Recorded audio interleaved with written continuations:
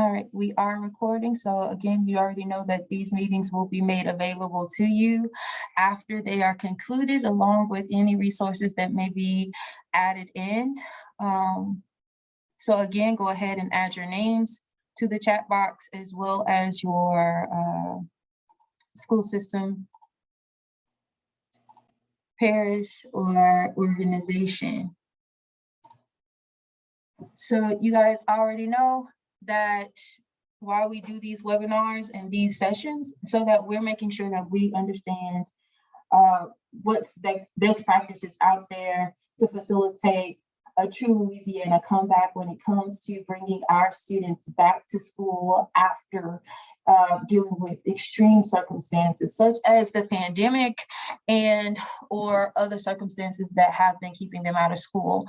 So please remember to keep your mics on mute, and we will have an opportunity for you to be unmuted to provide some dialogue and feedback. And if it doesn't bother your computer, please show me your faces when you are providing some feedback, because I'd love to see you. Let me see here.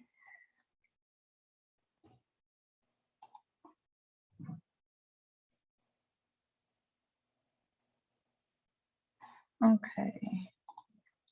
Today's agenda, again, make sure you're signing in. We will always state the monthly call and purpose. I have a morning inspiration and activity for you guys. We'll do a CWA Summit recap.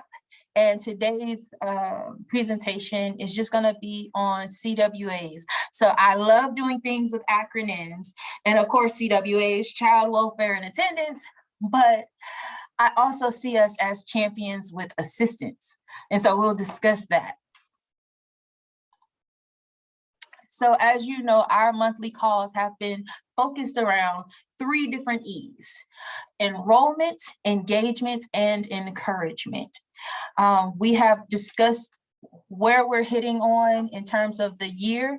And so when it comes to the engagement piece, we fall between September and February. So right now, February is still a part of our engagement piece. So I do want us to discuss. So we've been discussing engagement in the past couple of sessions. And even in the CWA Summit, we discussed engagement issues, engagement practices. So remember, that has been our focus this year: enrollment, engagement, and encouragement.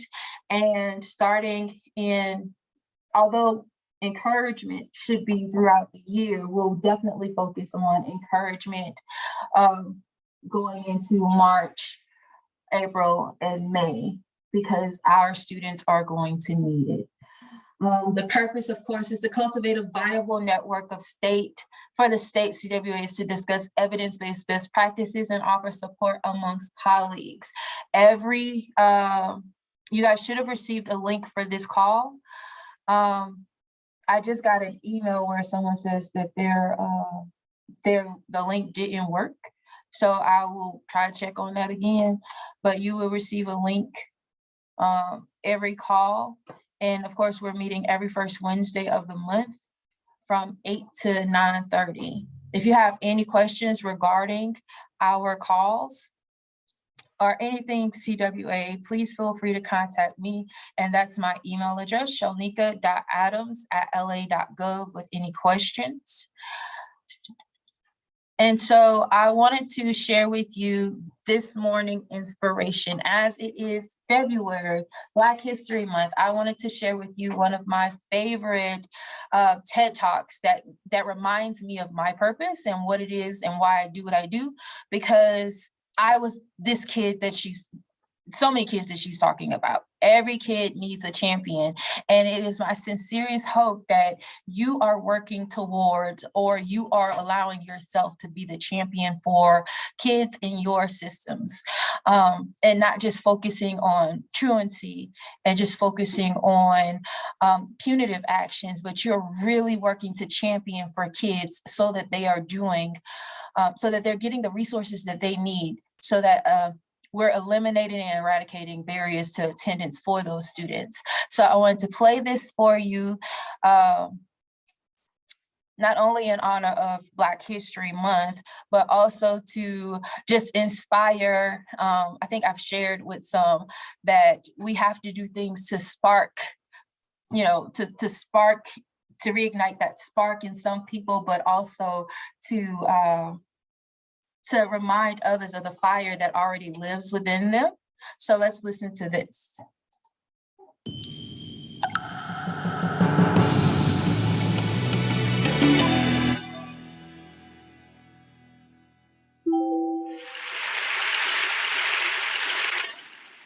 I have spent my entire life either at the schoolhouse, on the way to the schoolhouse, or talking about what happens in the schoolhouse. Both. I do want to pause here. Can everyone hear? Can someone type in the chat and let me know if you can hear? Because I can't see y'all. Okay. Thank you, Miss Mildred. My parents were educators. My maternal grandparents were educators. And for the past 40 years, I've done the same thing. And so needless to say, over those years, I've had a chance to look at education reform from a lot of perspectives. Some of those reforms have been good, some of them have been not so good. And we know why kids drop out. We know why kids don't learn. It's either poverty, low attendance, negative peer influences. We know why. But one of the things that we never discuss, or we rarely discuss, is the value and importance of human connection. Relationships. James Comer says that no significant learning can occur without a significant relationship. George Washington Carver says all learning is understanding relationships. Everyone in this room has been affected by a teacher or an adult. For years, I have watched people teach. I have looked at the best and I've looked at some of the worst. A colleague said to me one time, they don't pay me to like the kids. They pay me to teach a lesson. The kids should learn it. I should teach it. They should learn it. Case closed. Well, I said to her, you know, kids don't learn from people they don't like.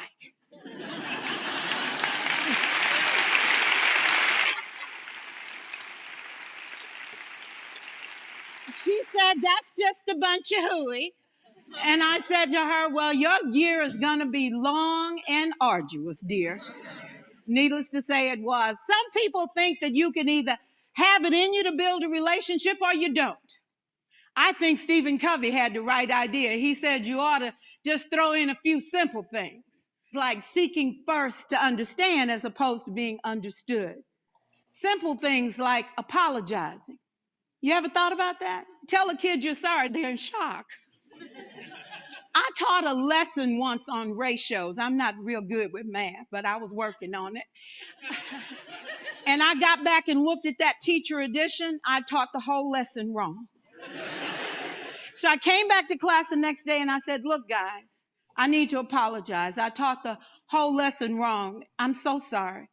They said, that's okay, Miss Pearson. You were so excited. We just let you go.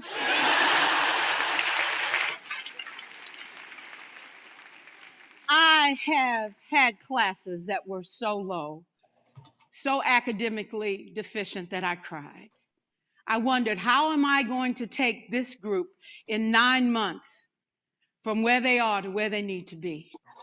And it was difficult. It was awfully hard.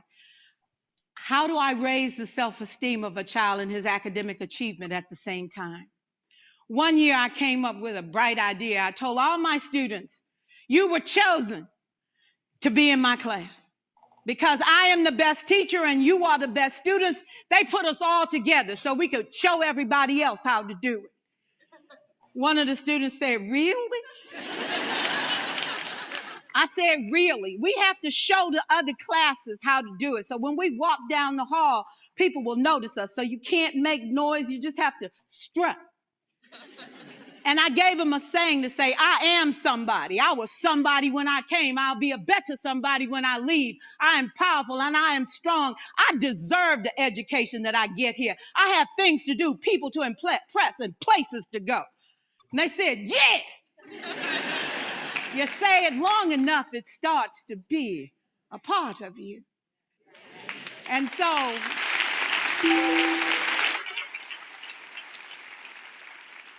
I gave a quiz, 20 questions. Student missed 18. I put a +2 on this paper and a big smiley face. He said, Miss Pearson, is this an F? I said, yes. He said, then why'd you put a smiley face? I said, because you on the roll. You got 2 right, you didn't miss them all. I said, and when we review this, won't you do better? He said, yes, ma'am, I can do better.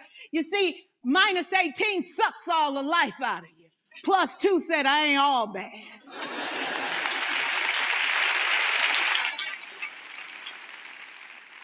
For years, I watched my mother take the time at recess to review, go on home visits in the afternoon, buy combs and brushes and peanut butter and crackers to put in her desk drawer for kids that needed to eat, and a washcloth and some soap for the kids who didn't smell so good. See, it's hard to teach kids who stink. And kids can be cruel. And so she kept those things in her desk, and years later, after she retired, I watched some of those same kids come through and say to her, you know, Miss Walker, you made a difference in my life. You made it work for me. You made me feel like I was somebody when I knew at the bottom I wasn't. And I want you to just see what I've become. And when my mama died 2 years ago at 92, there were so many former students at her funeral. It brought tears to my eyes, not because she was gone, but because she left a legacy of relationships that could never disappear. Can we stand to have more relationships? Absolutely. Will you like all your children? Of course not. And you know your toughest kids are never absent. Never. You won't like them all, and the tough ones show up for a reason. It's the connection, it's the relationships. And while you won't like them all, the key is they can never, ever know it. So teachers become great actors and great actresses, and we come to work when we don't feel like it, and we listen to policy that doesn't make sense, and we teach anyway. We teach anyway because that's what we do.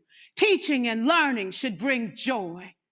How powerful would our world be if we had kids who were not afraid to take risks, who were not afraid to think, and who had a champion? Every child deserves a champion, an adult who will never give up on them, who understands the power of connection and insists that they become the best that they can possibly be.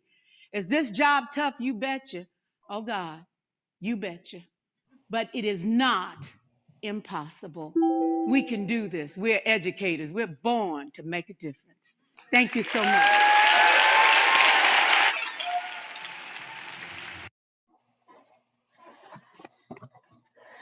So I don't know if that didn't move you, then we need to have our own personal one-on-one TED Talk.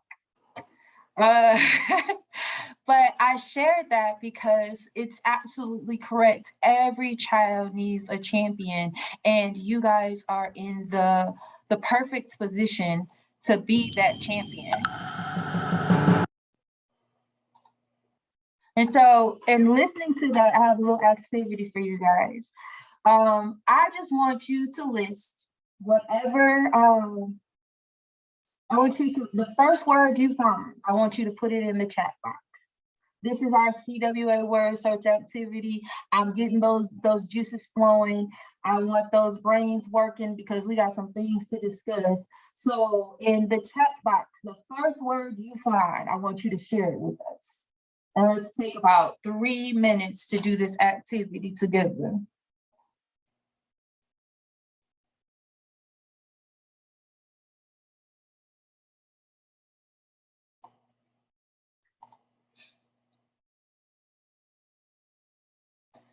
And as you guys are doing that, I do want to offer my sincerest apologies. I have been working in the background because I learned that the link that was sent out was not working. So I've sent out emails to all of our friends and colleagues to let them know how to join us. So they're trickling in now. Again, apologies, the link did not work that was sent out in our invitation to you guys, and I apologize for that. So I will do a better job of making sure that our links are functioning.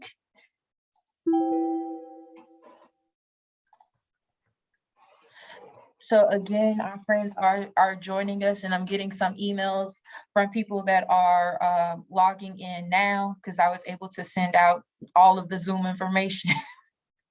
But we just want to make sure that going forward, I'll make sure that we are having a functional link.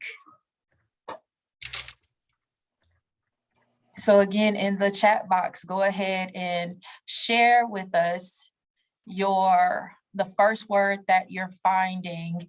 And let me move this to the side. Believe, yep. Ah, look at these words you guys are finding.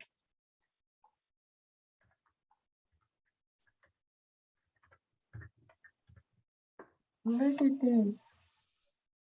Believe, thriving. Hopefully, we're building relationships, legacy, and relationships. Dr. Moore, yes, ma'am. I agree. Generous, kind, accomplished, joyful, believe, celebrate, believe, accomplish, celebrate, optimist. If you know me, you know that's my middle name. Joyful, celebrate, believe, courage. OMG, you guys realize how much courage it takes some of our students just to walk out just to get to school. Many of them are facing so many adversities, and it takes an extreme amount of courage just for them to show up.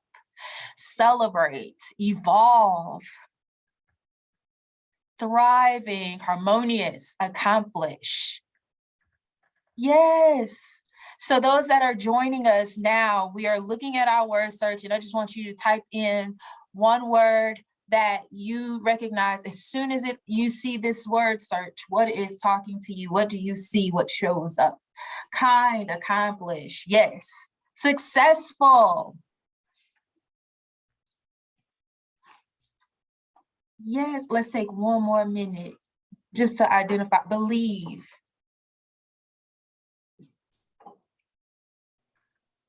Look, I'm gonna add mine. It's a simple two-letter word that's up there. Go.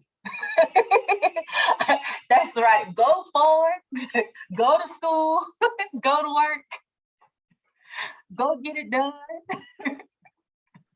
Okay. Yes. Because that's what we want our students to feel. If you can just get to school, everything is going to be okay. Too easy. Make sure I'm not in your way. Okay.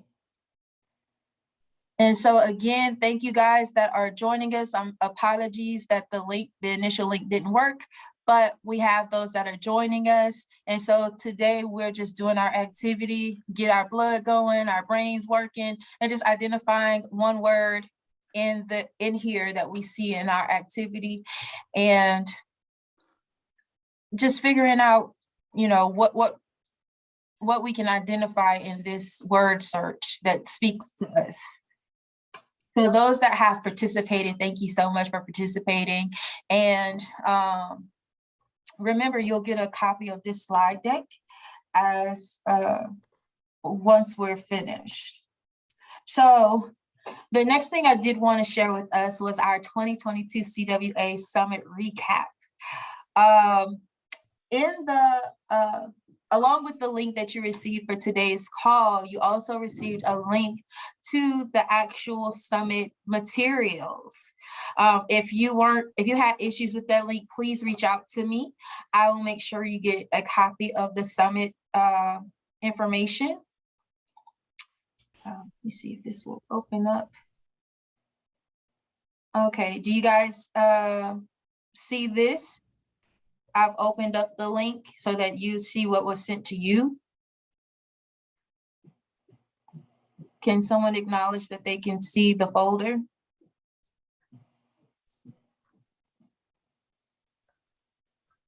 Oh, I can't see y'all, so somebody has to actually unmute and say it.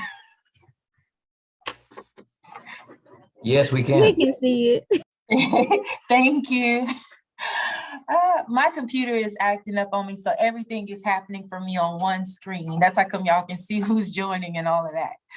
But I wanted you guys to see what was sent out so that you know you have access to it. So if you weren't able to come to the summit, or else if you did come to the summit and you're like, oh, I missed this, you have an opportunity to see the recordings of each session from the Zoom link, as well as look at the PowerPoint decks that were used in those presentations. I know those that joined us via Zoom on our during the summit, you guys weren't able to see the PowerPoints. So the PowerPoints are made available to you in this folder as well, along with a couple of the resources that I know I shared, as well as the tips and strategies that were shared by our LSU SREC team. And so, let's see here. Going back to here, a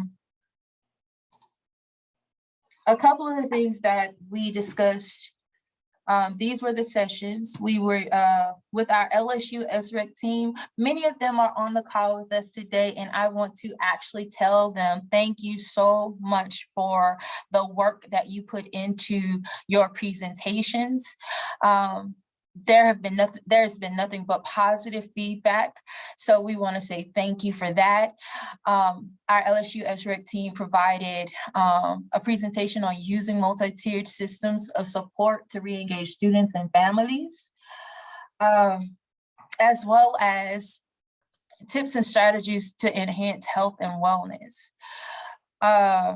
And those presentations, like I said, are in that folder. If you have issues with the folder, I will provide that for you. And again, we have people that are coming in. Go ahead and put your names in your system in the chat box. Also, we have members from our student well-being team on the call. Thank you so much for your presentations as well. We learned so much in those in that presentation in regards to how we're supporting not only our students but families, and making sure we have information to equip the schools themselves, our teachers, our faculty, and our offices, our internal offices as well. I also am excited to share that the student well-being team is actually has joined our CCR team. So you guys already know that I'm in foundational skills with Dr. Hornbeek as our executive director. And I'm excited because with student well-being also being with us, we get to really work together and discuss and make sure that we're all speaking the same language. If you notice, that was a huge, that was a big deal for me to make sure that our student well-being team was a part of the summit, so that we can see how well and how we would work together and see how we can support each other. Because if you think about it, we are advocates for students, and as advocate for students, we're looking out for their well-being. So within their team, they're the ones who support PBIS, and you already know I already encourage you to reach out to your PBIS coordinators, because we're looking at how we can ensure that attendance is a part of those PBIS celebrations. I think I shared with someone before how attendance can, I'm sorry, y'all, I'm just doing this because I want to make sure that we're not missing anyone. But we want to make sure that that people understand how attendance affects behavior. When a kid comes to school, often they have an opportunity to learn behavior. Whether it's, of course, it could be bad, but if we're reinforcing positive behavior, the more often they're at school, the more they're going to learn positive behaviors and positive ways to communicate. So there is so many different correlations when it comes to student well-being and CWAs. And that's another reason why I'm super excited to have them a part of our team. And of course, during the CWA summit, I was able to do a presentation myself on policy and legislative updates, as well as the reference guide review. With the updates, again, that slide deck is in there. If you have any concerns or issues or just questions regarding these different updates, you already know my policy. Send me 3 dates, 3 times, and we'll set up a meeting. And I am actually thankful for some of you guys who have been reaching out and setting up one-on-one dates with me. Again, it is my job, and not just my job or obligation. It is like I get excited when you guys send me those things, because I need you to know that I'm here to support you. That is my role. I'm here to support you, and one of the ways in supporting you is setting up those meetings so that you're confident in your role and your ability and what it is you need to do to support the students and families of Louisiana. So these are some things that we learned during this, our summit. And these are some things that happened. So CWAs were provided feedback on what resources were needed to support their work. Barriers to attendance were identified. Some of you guys were able to share and give amazing feedback on different barriers to attendance, especially those that are specific to your area that we may not be aware of. So that's another reason why those one-on-ones are important, because not every system can work the same way. There will never, the guidances are only just when they're sent out, they're just bones, an outline, and then you get to fill in what works best for your area within those guidelines. Inequities regarding suspensions and expulsions were shared. I'm so glad many of you were being very transparent about some of the issues regarding suspensions and expulsions and how there are inequities in those. And so we discussed being able to come up with a discipline matrix and being a part of our student code handbook teams and making sure that we're properly advocating for students so they're just not getting put out for different things that other interventions can be used to assist that student. And we're making sure that expulsion hearings are happening in timely manners. And we're calling out systems that are just saying, oh, well, let's just do a placement, a new school placement, alternative placement, versus calling out an expulsion for what it is, an expulsion, and actually giving parents the right to appeal if that's what they need to do. Because we know as CWAs, our goal is to make sure that we're providing adequate support to our students and families, and we're also documenting it. So if an expulsion is warranted, we have the ability to share to share all information, and we don't have to go around and create these loopholes. Let's be transparent. So I was glad we were able to talk about that. And positive interventions to some systems are using. I was able to hear amazing work that you guys are doing in the field.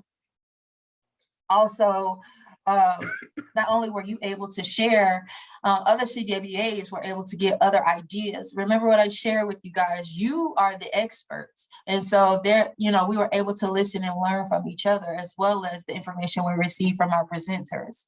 The lack of resources. We talked about that lack of resources in the field. A big lack is staff. One of the things that was shared during our reference guide review session time, I remember Mr. Phils had added how what the ratio is for CWAs to students, and that number is wow. Like I believe he shared in our document, for every one CWA, it's to 7,500 students.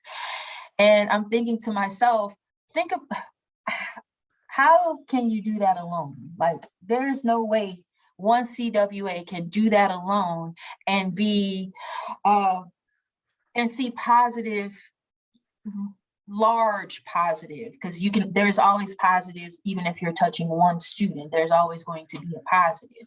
But when you have that many people, how can you really work to decrease truancy and recognize chronic absence if it's just you alone? And so that's the reason why we're going to have the presentation we're going to have today, because I want you to realize you're really not alone, and how we're going to maximize what's around us. And also in the CWA Summit, we discussed LDOE's commitment to making the summit an annual event. So that's the goal, to make sure that we have an annual summit so that it can be a resource for you. It can be used as a support for you guys, just to make sure that we are all connected, we're speaking the same language, and we're getting information that's going to be helpful to our school systems, our students, our families, and those that we support. So remember I told you about the acronyms. CWA is Champions with Assistance, developing teams within your systems. Like I said, this week I had an opportunity to talk to a couple of you guys in a one-on-one session. And part of our brainstorming was, who can we identify to help us? Sometimes, like I said, some of you guys are in systems where it's just you. And some of you guys are in systems where you don't just wear the CWA hat, you wear more than a CWA hat. So let's look at our dynamics for teams. Who at your schools have you partnered with already? I just want you to think about it. Who at your schools have you partnered with already? And those that you've partnered with, do they truly understand attendance laws? Because those that you're partnering with, they need to understand attendance laws. They should be able to identify at-risk students prior to punitive action. So they're not just sending up a list of students that are truant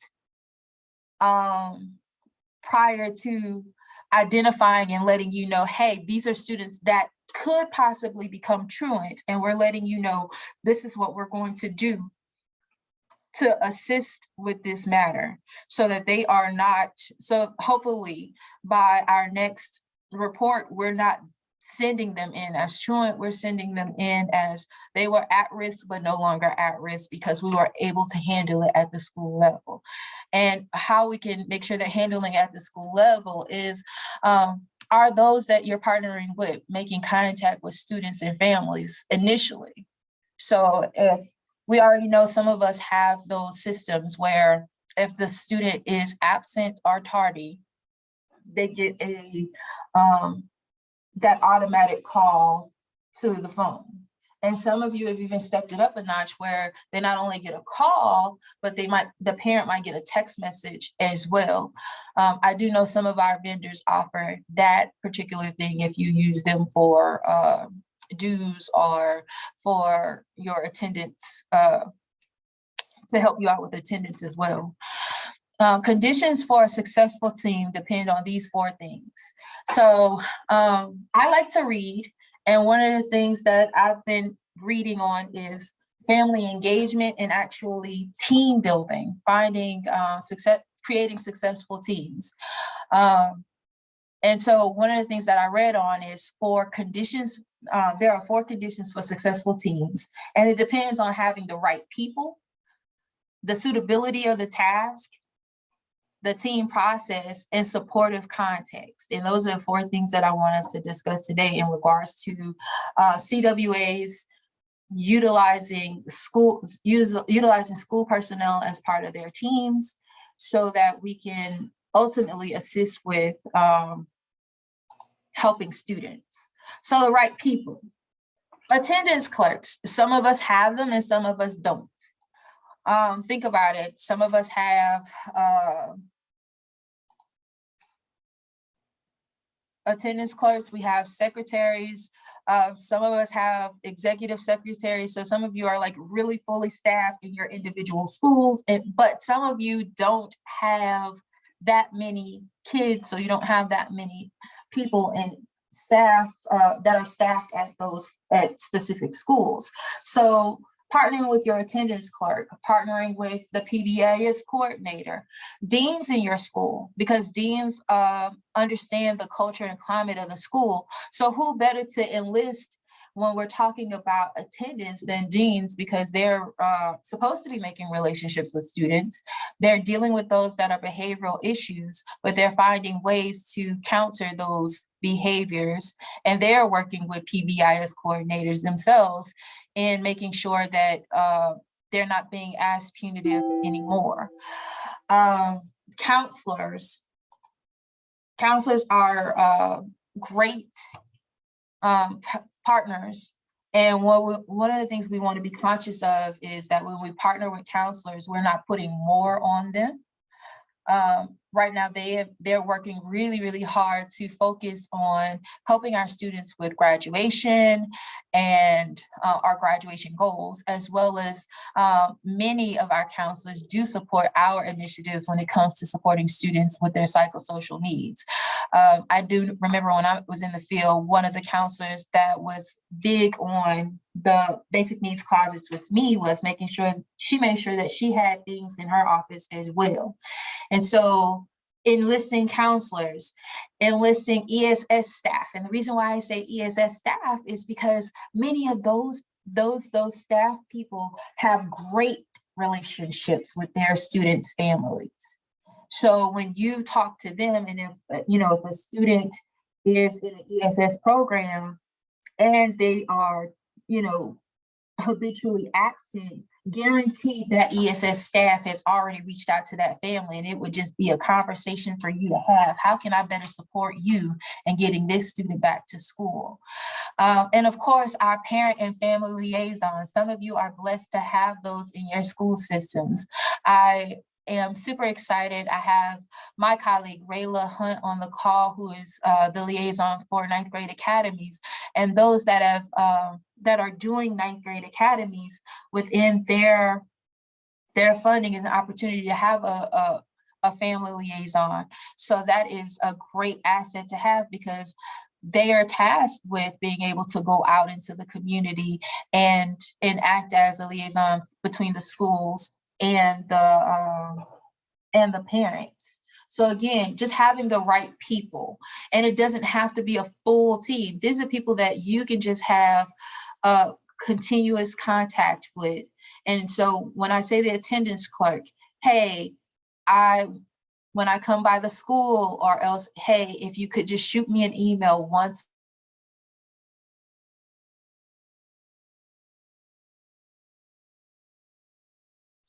Okay.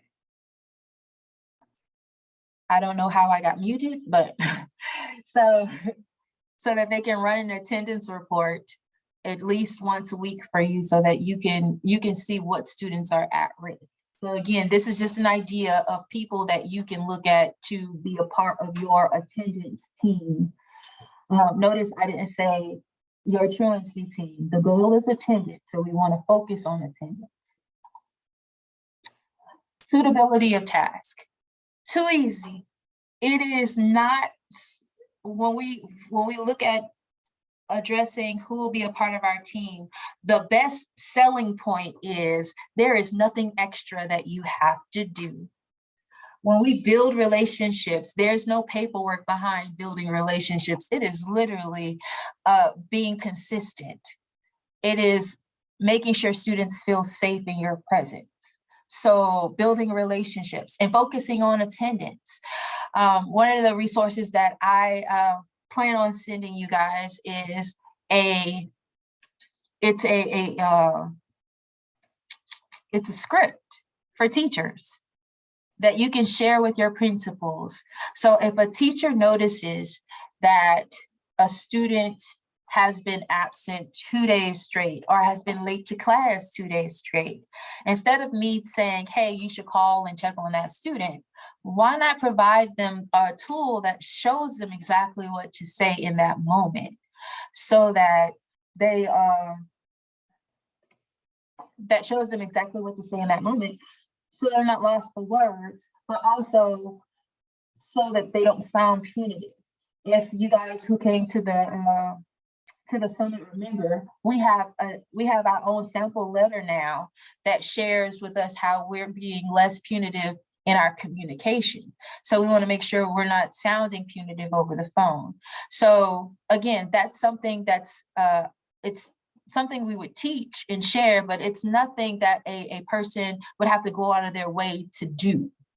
Run weekly reports. If you have, especially if this is the attendance clerk or the secretary of your school. I shared this with someone the other day. At 2:30, at some schools, after a certain point, there is no check-in or check-out. So that person would have at least 5 minutes to run a report at the end of the day once a week. It's not that hard, especially if they're using systems such as JCampus. You can see how many students you have that are that have been absent if you're running a report from Tuesday to Tuesday. And the reason why I say don't wait till Friday is because the week is gone. Let's see what's going on with the kids in the middle of the week, so that if it's something we can assist with, we can assist, and that child can get back to getting to school, or they can get their laptop functioning so that they can get into school virtually, because we're looking at that as well. I've shared before how COVID has allowed us to see other means of communication and learning. So if we're finding out that there's an issue with a child getting to school, we're making sure that they can log in for virtual instruction. Identifying at-risk students. Again, if we're running consistent reports, that's an easy task to identify those at-risk students, and making those calls and documenting those calls in JCampus and other systems our schools are using. They're able to make notes. So they're able to make, when they make a call to check on a student, they're able to document it in the system. And I know many of you have been looking at the vendor guides out there for not only dues, but other ways that you can support students by tracking them, and utilizing those systems. You'll be able to document your calls, and teachers will be able to see that, oh wait, a teacher has already called for this student for this reason on this day, so I don't have to make that call. But unless we decide we're going to tag team, hey, I've called them this morning, how about you call them in the afternoon, just to let them know that they were missed. Not punitive, not judging, but you were missed. And also redirect schools to tier 1 and tier 2 interventions. If we are going to be true to what it is that we're saying, that when we go to court, that's a tier 3, top of the pyramid, last resort, then we have to remind schools that once a student has reached the truancy stage, that they're not, before they reach that stage, they're not just holding off and waiting. And then next thing you know, they're sending us some type of information to get us started on taking that kid to that family to family court, or starting the truancy process. Rather, let's remind those that are on our team, hey, once you've identified an at-risk student, let's meet with our PBIS coordinator, or let's meet with our deans and see what tier 1 intervention we can provide this student. For example, if this is a student that has been skipping classes, let's find out let's get them in with their counselor, find out what's happening in that particular class to make that student feel like they need to avoid the class. We might find out they just wasn't ready for a test, so we advocate for that student. But we have to start looking at who we can partner with in our schools and make sure that they understand the task is not above them.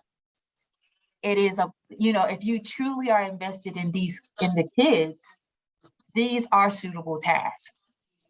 These are easy tasks, and they would ultimately be helping the work that you're doing for all of the kids of your systems. Team process. Effective teams perform tasks, develop social relations to support their operations, and assign leaders who can provide direction and facilitate team operations. I wanted to put that quote in there because it is a simple, but it speaks back to what we already discussed, how performing tasks and developing social relationships are key. We've talked about how it's important to build relationships because if I have a rapport with our family, I can easily pick up the phone. Hey, what's going on? We miss such and such. And because it's kind of hard for that family to trust me to tell me what's going on in their household if they don't have a relationship with me. And that's another reason why I share with you guys about getting out in your communities. Don't stay stuck in a silo. Don't just be the person who they call when it's time to go to court. Start engaging in other activities, such as going to open house, school functions, even some of these grade specific things. I saw on one of the EBR schools at their 9th grade academy, they did something with nachos. And it was a great activity for the kids. It was a PBIS celebration for them. And it's, I forget the catchphrase, but I love the idea. And it would have been, and those are activities that would be great to show up and remind students that their attendance was important, but also to see your face. So they're not only seeing you during punitive things, but they see you in the positive light as well. And assign leaders who can provide direction and facilitate team operations. So look at everyone in the schools, all the adults should see themselves as leaders, But you want to identify those that you know are going to be positive in this work. We have some adults, it's sad to say, that are in their feelings. So I know I'm saying, hey, identify the attendance clerk, but the attendance clerk might be the best person to run the report, but not the best person for a student to sit down and talk to. And that's okay. You just have to, that's why I'm saying it's important that you visit your schools and learn who's there, so that when you ask for certain things, you know exactly who you're asking for. You know exactly who you're asking for and what task you'd like to assign them, whether it's be, hey, I just need you to make a better relationship with this group of students because we're working on ensuring that attendance is not going to be an issue for them this year or this month.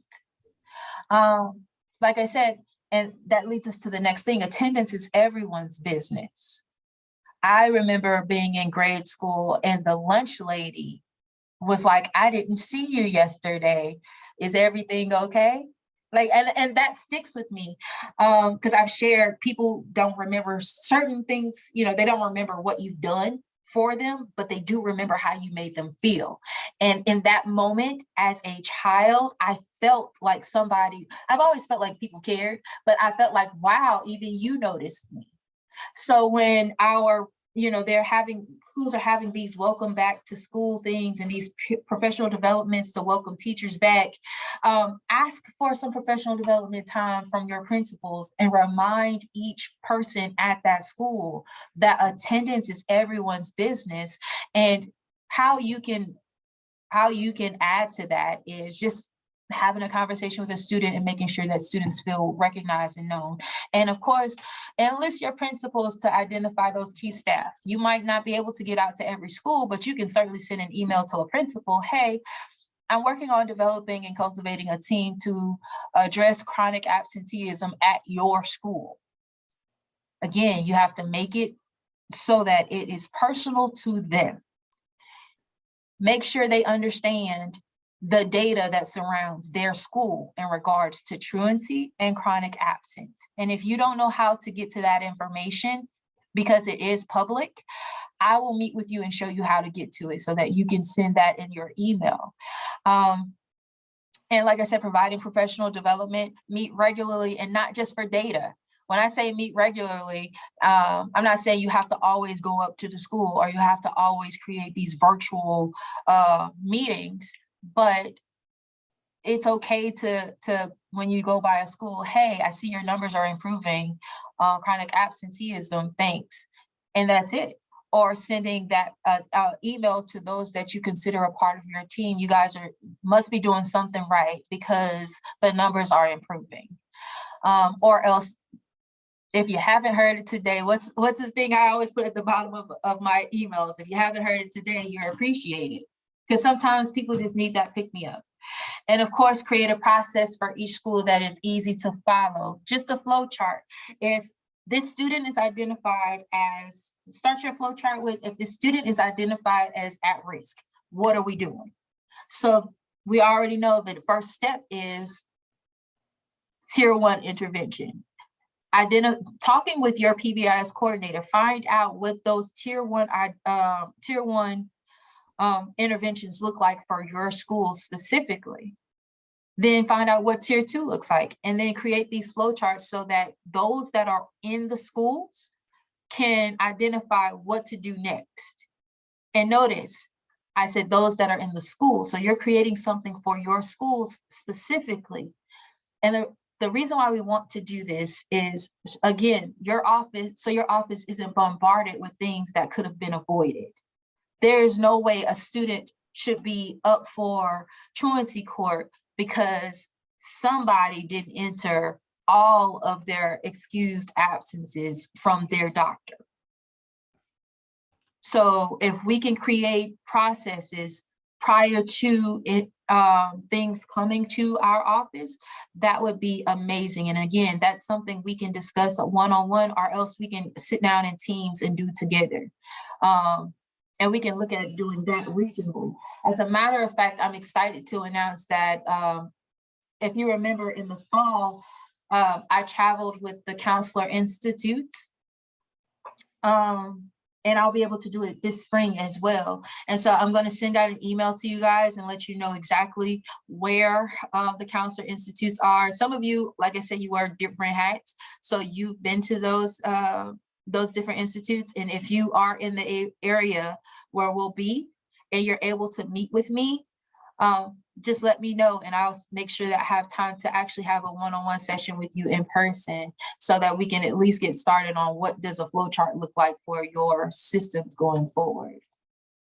Supportive context.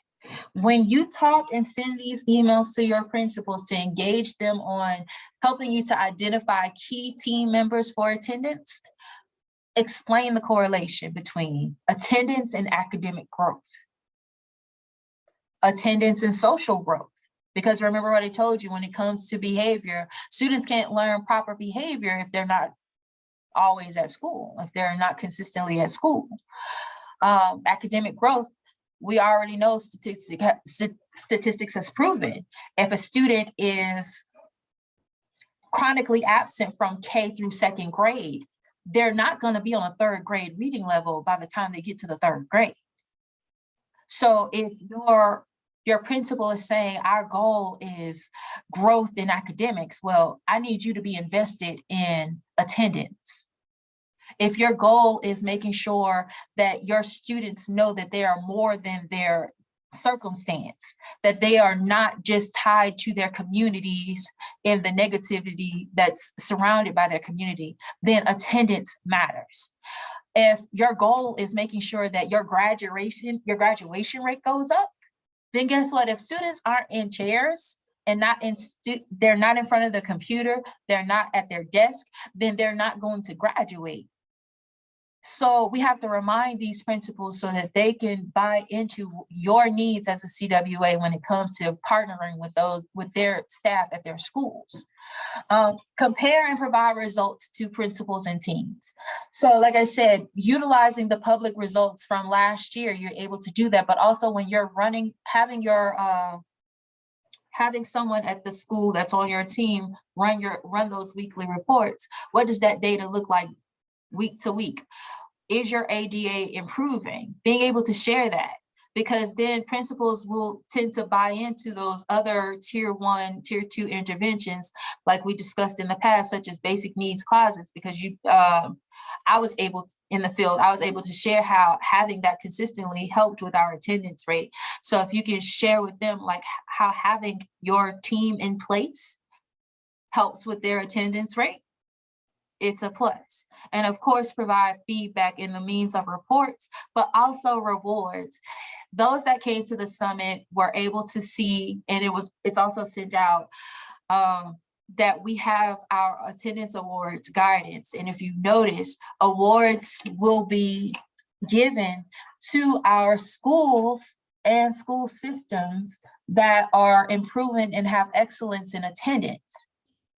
I don't know about you, but I know I feel real good when I get an award. And I know that doesn't stop when you get to adulthood. It doesn't stop when you become principal or superintendent of a system. You still want to feel validated by the impact that you're making. And so you guys have an opportunity to give your principals an award when their attendance is improving. I'll be able to, the guidance is out there, but I'll be able to share the certificate that you're able to print off as well. But if you notice in that guidance, we're also going to be able to share with superintendents how they'll be recognized too. Again, this is just another tool that we can use to get people to buy into the work that we're doing, which is making sure that we're advocating for students and breaking down barriers to attendance. So in the chat box, this is what I want you to do. I want you to think about who's on your attendance team already, or who can be on your attendance team. Also, those that are that would like to openly share, this is your opportunity. Go ahead and unmute and share who already is on your attendance team, or who you would like to identify could be on your attendance team.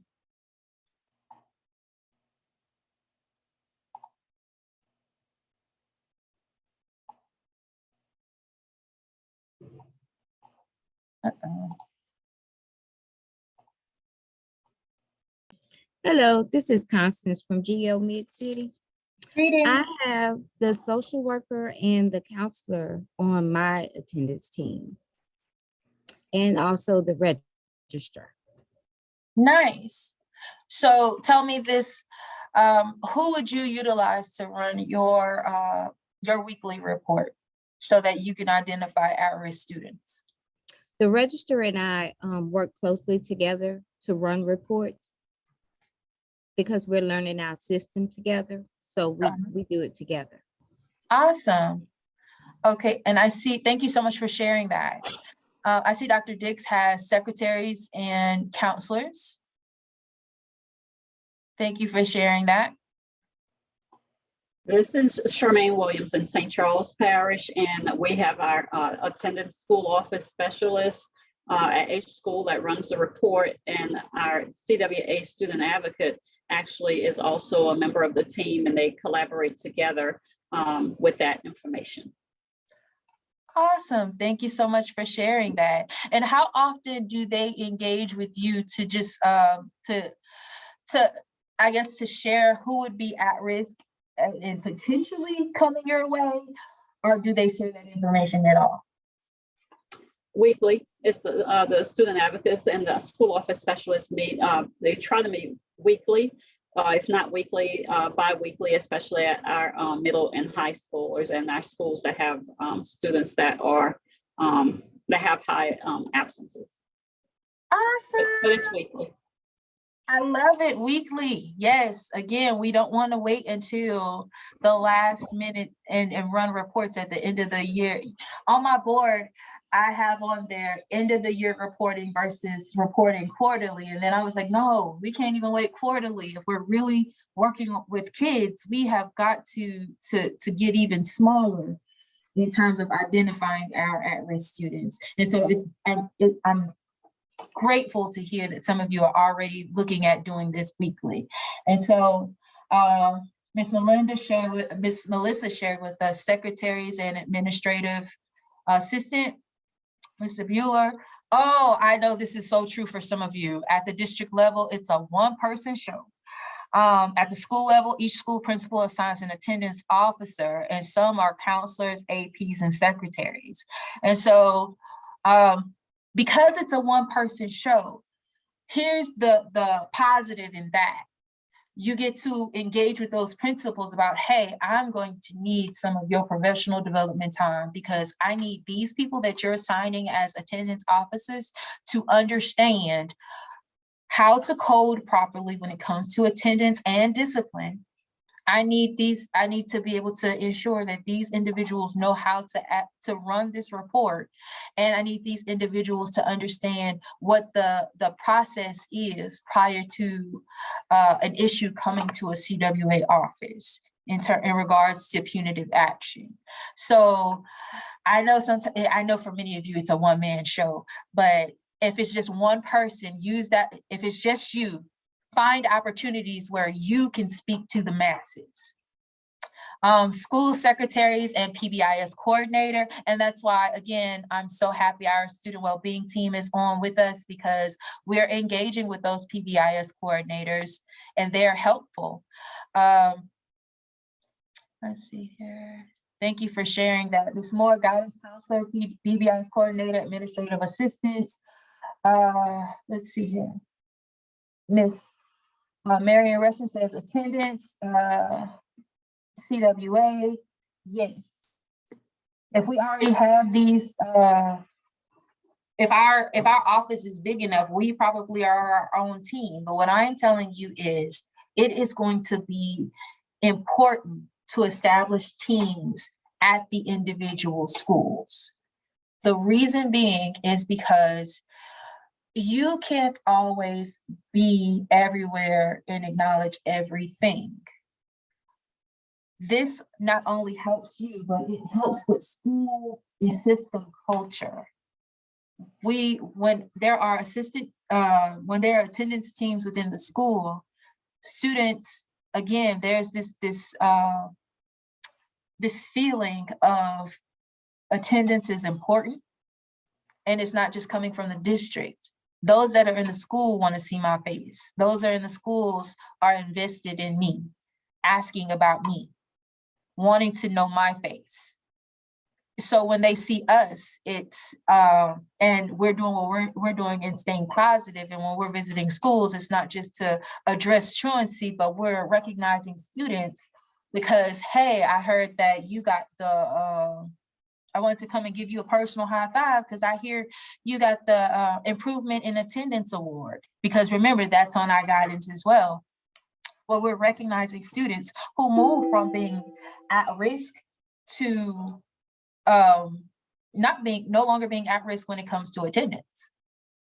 So I think that's, a good thing, that though we have our own teams, especially if we can, because we are in a larger parish and we're not a one-man show, that's great, but we still want to create teams within our schools so that we have additional assistance and help. All right, did anyone else want to share out what your teams, who's on your team, your attendance teams at specific schools in your systems, or who do you imagine could be on your attendance team?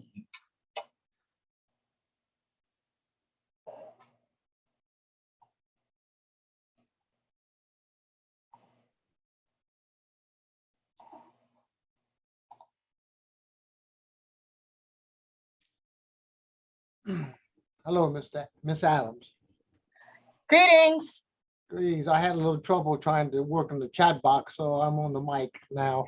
As Brad with Vermillion, I have a community liaisons person that works with me, and I have a secretary who's working on her social degree, and she is working with me also. In fact, we all went on a road trip yesterday to find students. Sweet, thank you so much for sharing that. And we do have a weekly report that comes in, but we also go on the road and knock on doors. I love it. I love it. And I thank you so much for bringing that up, Do you guys know, I told you resources are out there. If you are near a college or university, you have social workers that, social work students that are looking for opportunities to do the work. You have counseling students out there that are looking to do the work and engage. Why not offer them a space? Why not offer them an opportunity to assist their community in a way that's different? Help them think outside the box. I bet many of them don't even consider like, oh, I can focus on attendance and that's a huge thing. Yes, it is. So thank you so much for sharing that, Mr. Brad. Let me see something. Thank you. Mr. Austin says there are online social work and counseling programs too, so every community likely has a few students. See? Yep. Thank you for sharing that. Mr. Banks says in Webster Parish, we have attendance officers that are trained to navigate our attendance monitoring system. We have assigned those officers to school zones and have established relationships with counselors and administrators. That is great. That is wonderful. Okay, I see that. Thank you for joining us, Mr. Robinson. Again, I do want to share with you guys my sincerest apologies for not having a working link for y'all this morning. But I am so thankful that many of you were able to find your way here and provide so much feedback and participation in our talk today. Those that just joined, we're just discussing who would be on our attendance team when it comes to school level, as well as on our district level. And it's not just weighing in on you and your office. Who can you enlist to help you identify at-risk students so that you can go, so that you're not always just hit with truancy court, but you're able to really identify students and get out there and help them. And schools aren't skipping processes. St. Helena Parish shares, we continue to think outside the box. We are a small rural parish. I make phone calls, talk with family members, peers, secretaries, and others. Thank you for this meeting and networking. Oh, thank you for joining us, Ms. Carmen. But again, we have to, when you don't have money or resources, you have to think outside of the box. Personal note, I have 3 little ones and they like to, they dream big. And so one of the ways that I've been able to get away with not always having to spend money is doing science projects on the weekend. And it's stuff we can utilize around the house. And I share that because I just apply that everywhere. I don't always have to spend money, but what I can do is think outside of the box. We talked about thinking outside of the box in our last call in January, how we can increase engagement, because again, we're still in that engagement phase on just doing simple things. And those simple things can be included with your attendance team. Think about it. Your attendance team can man your, at your school, can man your basic needs closets. Your attendance team, if it includes the counselor is reminding those students that are going in for that community service endorsement. Hey, if you're truly trying to get this community service endorsement, then you must be really so committed to coming to school and committed to being at that volunteer station. That attendance is a part of that, being consistently there. And that's another reason why I was super excited for us to be a part of the summit, being a part of the Jumpstart Convention, because if students are consistently attending school and consistently attending their CTE classes, that looks very good to potential employers. That student looks like an asset, because I won't have to worry about if they're going to continue to call out sick. And that's why it's also important that we brought back our perfect attendance and even added the Excellence in Attendance Awards, so students are able to utilize that information to help them as a stepping stone to landing internships in jobs. Okay, thank you guys again so much for sharing. Do we have any additional questions regarding anything we've discussed today? Or if you have any questions about materials that was sent out or have not been sent out? Again, so let's take about a minute because I want to make sure everyone can let me know if you have any questions.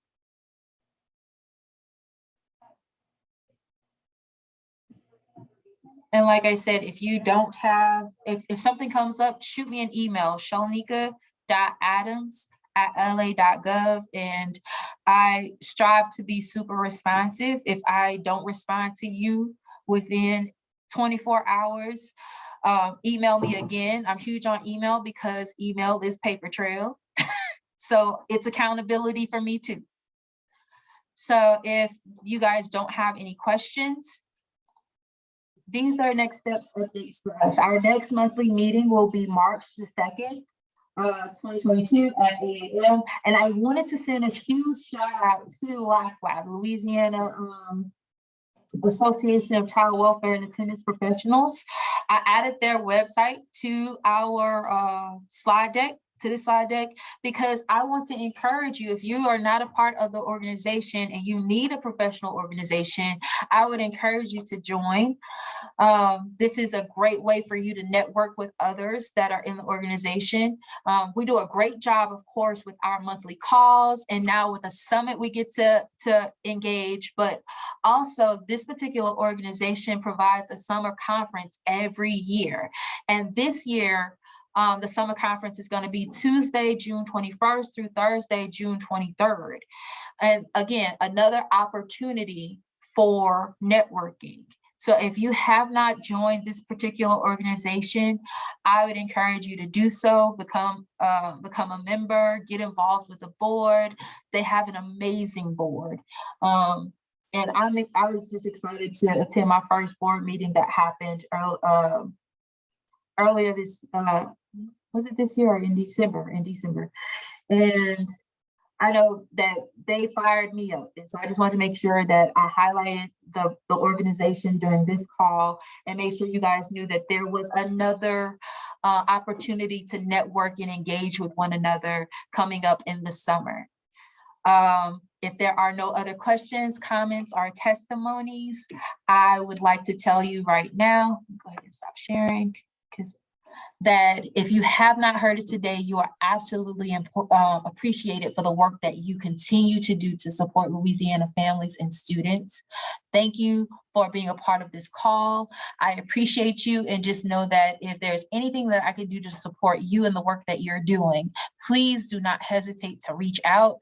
That is why I am here, to support you in your efforts, because our ultimate goal is to support students and families. You guys have a great day. Mm-hmm.